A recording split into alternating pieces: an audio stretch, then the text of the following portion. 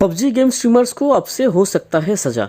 जी हाँ दोस्तों, सही सुना आप लोगों ने। इंडिया में बैन गेम पबजी के ऊपर गेम स्ट्रीमिंग बनाने वाले गेम स्ट्रीमर्स और गेम स्ट्रीमिंग को यूट्यूब में डालने वाले यूट्यूबर्स को गवर्नमेंट की तरफ से अब से मिल सकता है सजा।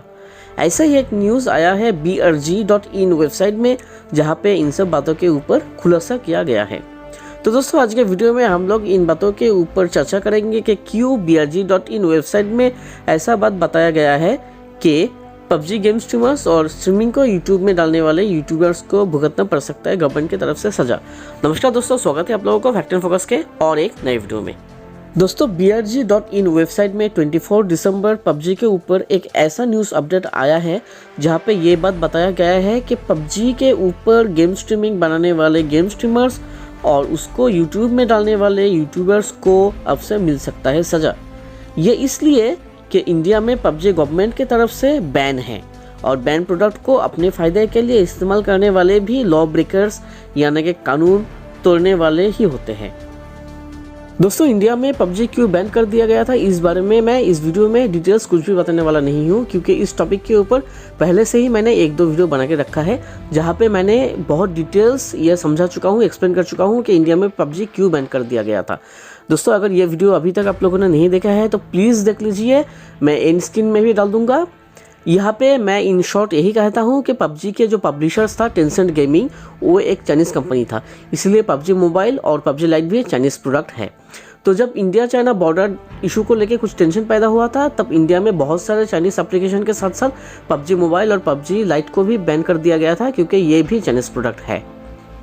इंडियन गवर्नमेंट ने पबजी मोबाइल के ग्लोबल सर्वर को ब्लॉक कर देने के बावजूद कुछ लोग VPN सर्विस के गलत इस्तेमाल करते हुए अभी भी पबजी खेल रहे हैं, क्योंकि VPN इस्तेमाल करने पर आपके ओरिजिनल IP हाइड हो जाता है और पता नहीं चलता है कि आप कहां से सर्वर को एक्सेस कर रहे हो। और कुछ लोग तो पबजी मोबाइल के कोरियन वर्जन को डाउनलोड करके पबजी टूर्नामेंट भी ऑर्गेनाइज कर रहे हैं और इन सब चीज़ों के स्ट्रीमिंग वीडियोस यूट्यूब में डाल भी रहे हैं। आदिब सायद नाम के एक ब्लॉगर्स ने इन लोगों को एक चिट्ठी लिख के सावधान भी किया था कि पकड़े जाने पर आप लोगों के खिलाफ हो सकता है कानूनी कार्रवाई। इस लेटर के जवाब पे इंडियन गेमिंग कम्युनिटी के क्रिएटर के तरफ से एक टेक्स्ट करके उल्टा ये पूछा गया कि गवर्नमेंट की तरफ से ऐसा कोई स्टेटमेंट दिखाओ जहाँ पे डायरेक्टली ये कहा गया है कि पबजी मोबाइल के कोरियन वर्जन भी इंडिया में बैन है। इन लोगों के लॉजिक यही है कि क्योंकि इंडियन गवर्नमेंट की तरफ से पबजी मोबाइल के कोरियन वर्जन के नाम बैन लिस्ट में नहीं डाला गया है, इसीलिए कोरियन वर्जन को खेलना या कोरियन वर्जन पर स्ट्रीमिंग वीडियोस बनाना या कोरियन वर्जन पर कोई भी टूर्नामेंट ऑर्गेनाइज करना कानूनी जुर्म नहीं होता है। इन लोगों को एक बात समझ में नहीं आ रहा है कि पबजी मोबाइल के कोरियन वर्जन भी एक क्रॉस प्ले फंक्शनलिटी के इस्तेमाल ही करते हैं,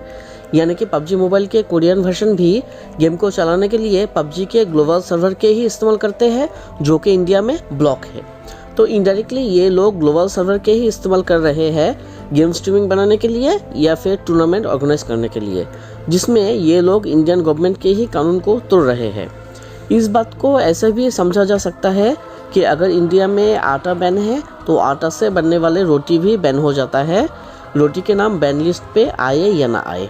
ऐसे ही अगर इंडिया में पबजी के ग्लोबल सर्वर बैन है तो ग्लोबल सर्वर को एक्सेस करने वाले सारे दूसरे ऐप्स भी बैन हो जाता है, उनके नाम बैन लिस्ट में रहे या ना रहे। तो दोस्तों, यहाँ तक सुनने के बाद ये बात आप लोगों के समझ में आ ही गया होगा कि क्यों अब पबजी लाइव स्ट्रीमर्स या पबजी के टूर्नामेंट ऑर्गेनाइजर के खिलाफ कानूनी कार्रवाई किया जा सकता है। पबजी के जो ग्लोबल सर्वर इंडिया में ब्लॉक है उसको इनडायरेक्टली कोरियन वर्जन के जरिए एक्सेस करना ये भी गलत बात होता है और ये कानूनी स्तर पर जुर्म भी होता है। brg.in वेबसाइट में ये भी कहा गया है कि इंडिविजुअल्स जो VPN सर्विस के गलत इस्तेमाल करते हुए पबजी गेम चोरी छुपे खेल रहे हैं, इन लोगों को पकड़ना शायद थोड़ा सा मुश्किल हो जाएगा, क्योंकि VPN सर्विस के इस्तेमाल करने की वजह से इन लोगों के असली IP हाइड हो जाता है। मगर जो लोग सरेआम पबजी के लाइव स्ट्रीमिंग वीडियो बना रहे हैं और उसके यूट्यूब में डाल रहे हैं या फिर ओपनली पबजी के टूर्नामेंट के ऑर्गेनाइज कर रहे हैं, इन लोगों को अभी आइडेंटिफाई करना ईजी हो जाएगा और शायद गवर्नमेंट इन लोगों के खिलाफ एक्शन भी ले सकते हैं।